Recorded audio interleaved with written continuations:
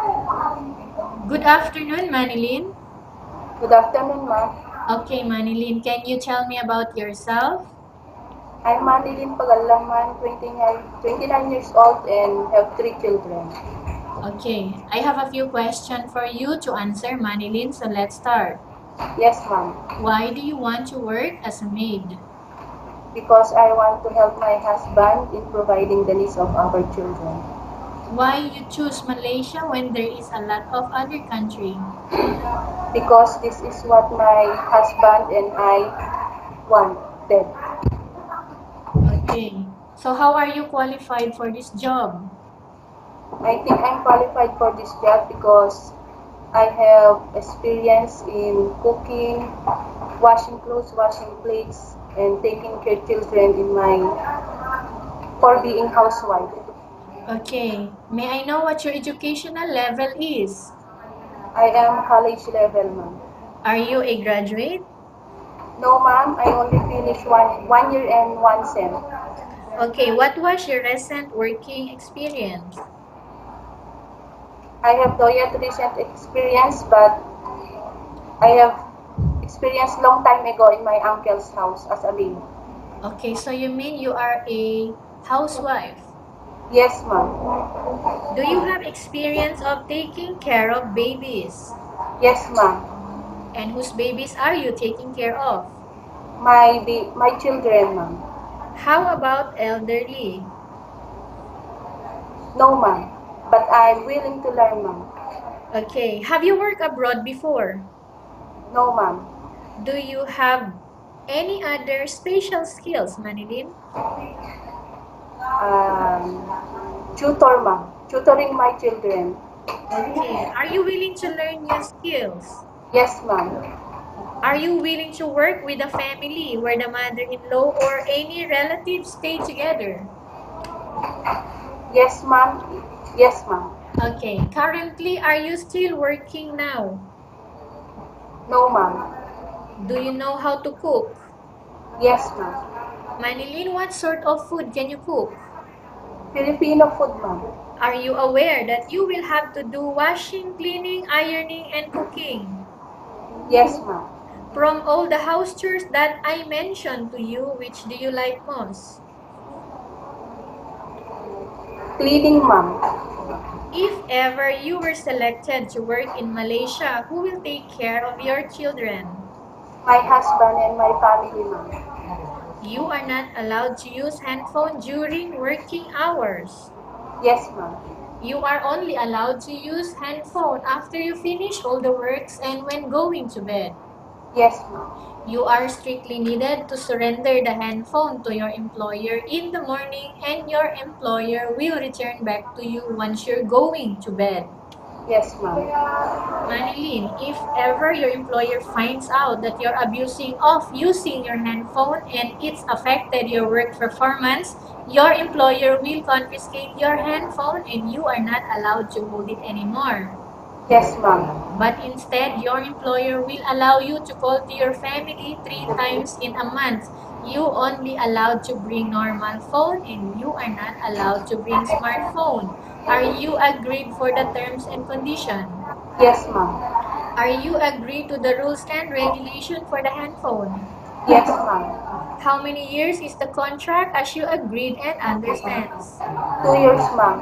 Can you describe for me your attitude? I am humble, responsible, kind, and patient. Okay, how can you assure to us that you will work hard in Malaysia? I will always do my best to do properly my duties and responsibilities as a domestic worker. Can you promise not to use the telephone without the permission of your employer? Yes, ma'am. Can you promise not to put on makeup but to dress properly while work? Yes, ma'am. Can you promise not to invite friends and relatives without the consent of your employer? Yes, ma'am. Can you promise not to ask for advance salary from your employer under any circumstances? Yes, ma'am.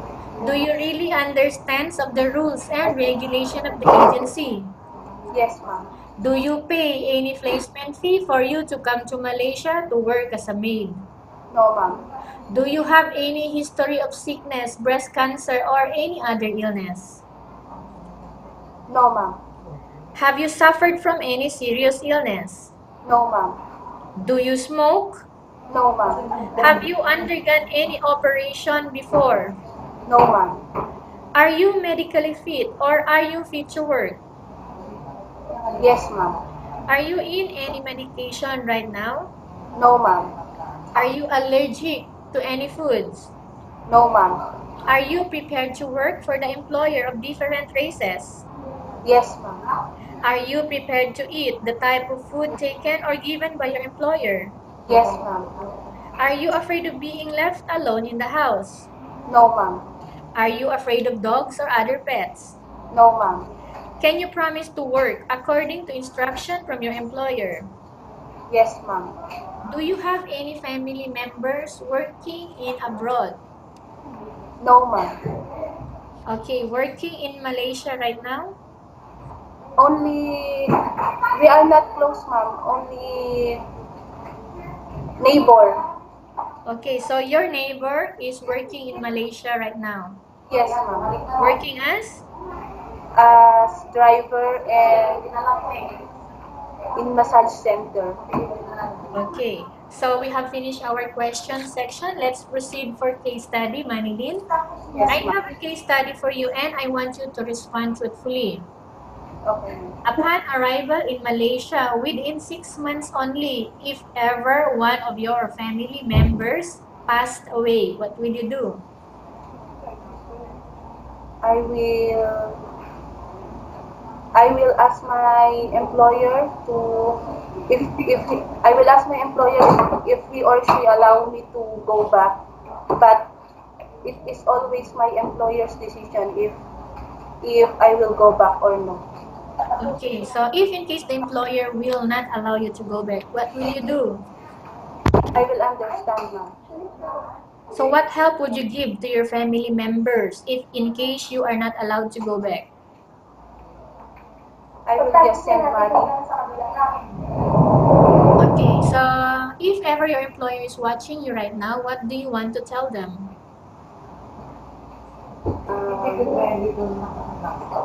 Hello, madam.